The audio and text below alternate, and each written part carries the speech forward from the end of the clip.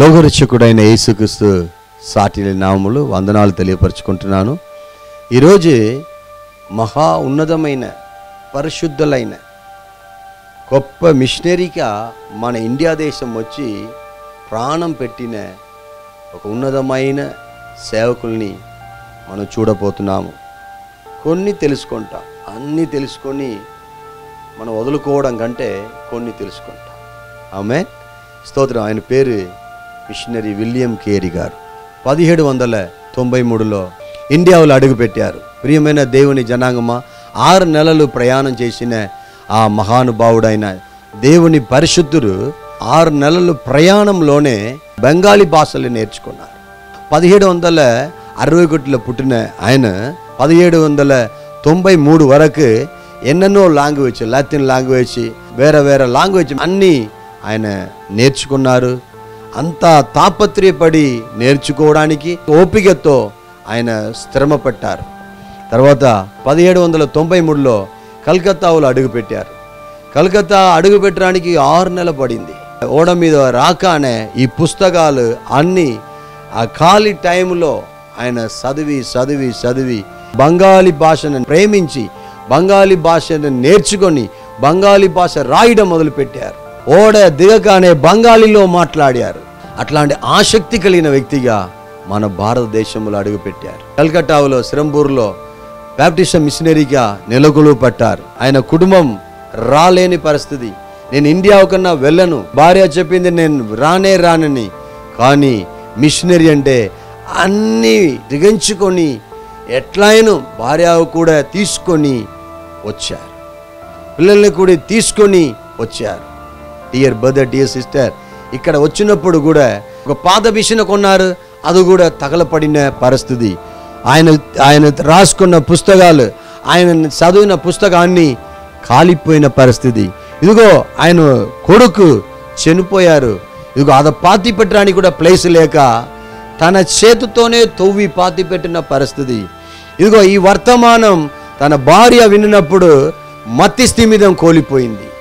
ఆయన భార్య ఇంకా ఆయన ఎటువంటి సైడ్, ఒక సైడ్ ప్రింటింగ్ ప్రెస్ తగలపడిపోయింది, ఇటు సైడ్ కొడుకు చనిపోయారు, ఇటు సైడ్ భార్య మతి స్థిమితం కోల్పోయారు. ఎన్నో సమస్యలు.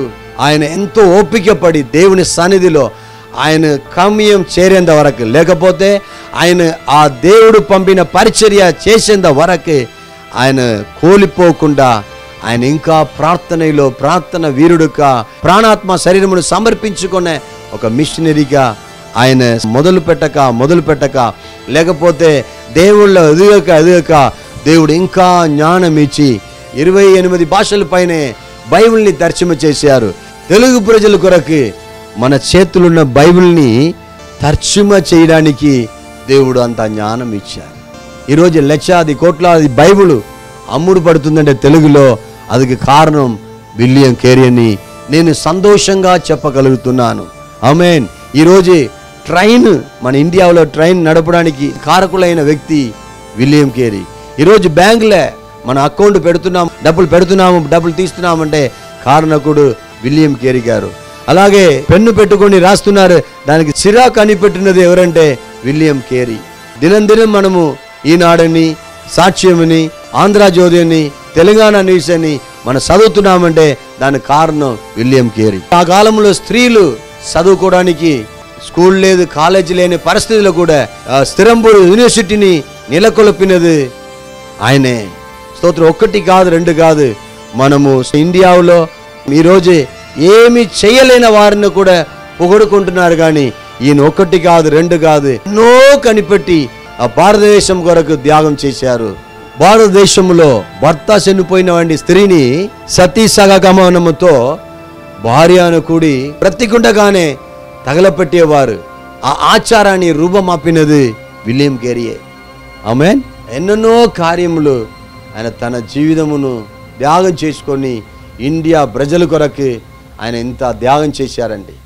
కానీ ఆయన పొగడి ఇప్పటివరకు ఏ గవర్నమెంట్ మెచ్చుకోలేదు. ఒకే ఒక మీటింగ్లో మెచ్చుకున్నారు. ఆయన ఎలా మెచ్చుకున్నారంటే అందులో అందరూ కూర్చున్నారు. దానిలో ఎవరికైనా ఒక విరోధులు ఉంటారని తెలుసు కదా.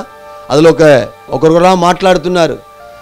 ఆ మినిస్టర్ ఈ మినిస్టర్ అని మాట్లాడినప్పుడు ఒక విరోధి వచ్చి ఇలా మాట్లాడుతున్నారు, ఈయనక అవార్డు, ఈయనక పొగడు, లేకపోతే ఈయన గురించి మెచ్చుకోవడానికి కోసం ఈ మీటింగ్ అని ఆయన చెప్తున్నారు.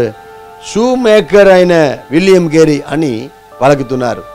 అప్పుడు ఆయనకు కూడా ఒక అవకాశం, మాట్లాడడానికి ఒక అవకాశం వచ్చినప్పుడు ఆయన కూడా మైక్ పట్టుకొని చెప్తున్నారు, నేను I'm not shoe maker, I'm shoe couple.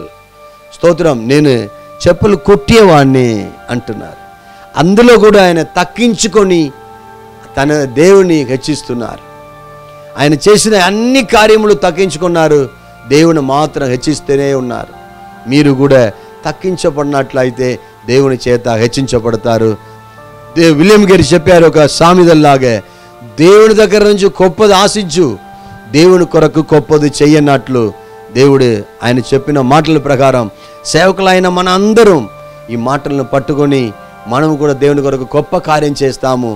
మన దేశంలో వచ్చి మిషనరీగా ఇంత గొప్ప పని చేశారంటే, ఇంతటి గొప్ప కార్యాలు దేవుని కోసం చేసినటువంటి విలియం కేరీ గారిని ఒక మిషనరీగా ఆయన చేసిన సేవలను బట్టి నేను ఒక మిషనరీగా చాలా గర్వపడుతున్నాను, చాలా సంతోషిస్తున్నాను. మీరు కూడా అదే దారిలో అదే విధంగా విలియం కేరీ లాగా నడుచుకుంటారని నేను ఆశపడుతున్నాను. ఆమేన్.